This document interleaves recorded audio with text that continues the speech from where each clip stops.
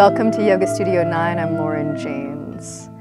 So this next flow that we're going to do is, it's more of an advanced flow. So if you have not been practicing yoga for, I would say at least a year, if not more, and if you don't feel comfortable in inversions like handstands, this may not be the class for you. Okay? If you do feel comfortable in inversions and you're just a little wary of doing them in the middle of the room, then you can just bring your mat closer to a wall. That is, like if I was standing here in Tadasana, I would just put my mat maybe about a foot from the wall. Okay?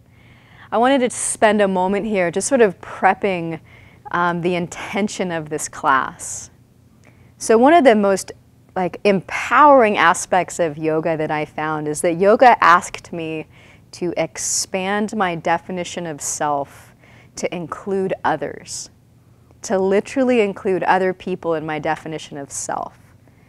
That's such an empowering experience, because if you are a part of my definition of self, then immediately my compassion, my patience for you, and therefore for me, expands. You know, specifically in my own life, I've been thinking about what's happening in the Gulf right now.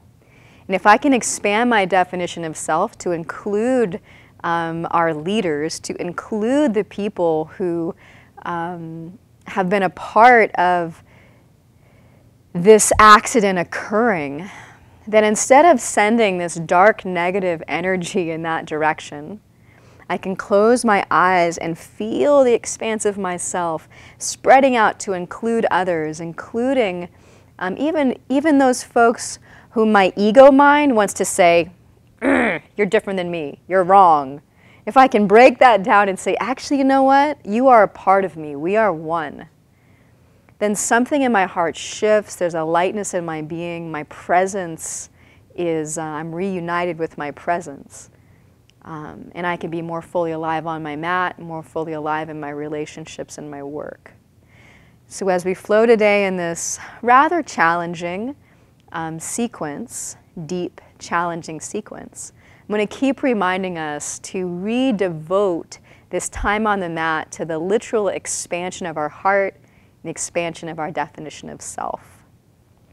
So namaste. Come to the top of your mat and ground the four corners of your feet. Exhale your hands to your side body. Stretching the chest is super relative to flipping your dog, and so is handstand.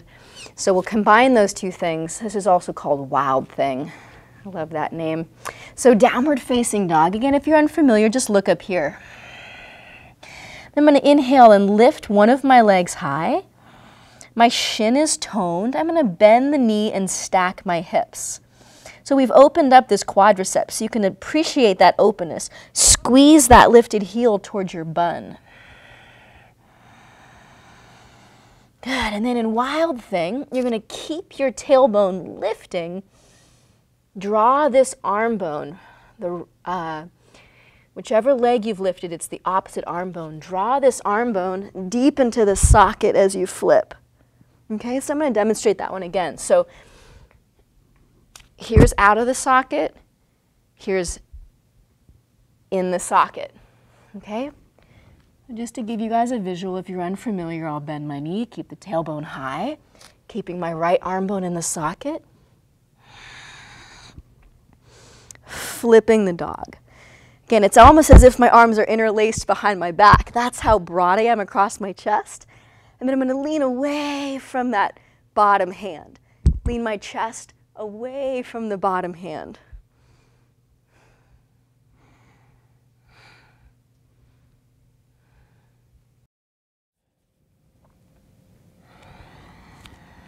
And if I stop breathing, the weight of my fear gets pretty heavy.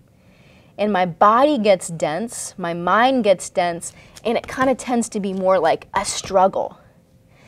But if I stay in the fullness of my breath,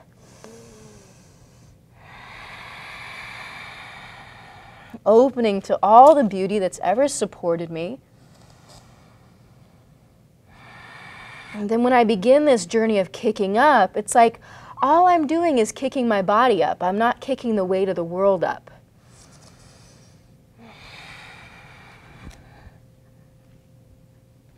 maybe a moment of flight.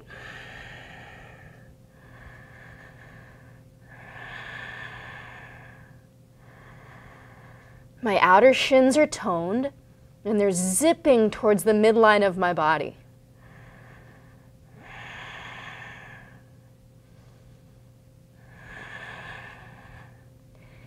And hopefully you could even hear me breathing that whole time.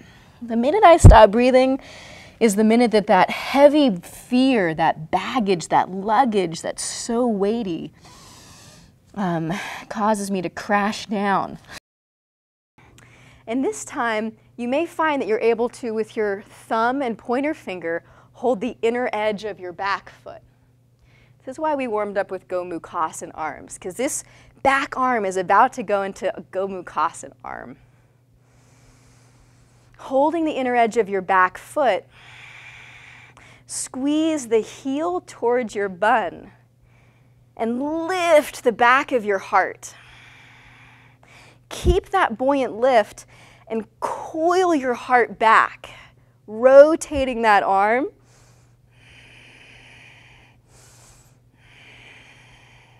Again, you can see how my top arm is in Go Mukasa now. So plug the arm bone deep into the socket and then coil the heart towards the back foot. Lift and coil it back. Spin your whole inner body to the left.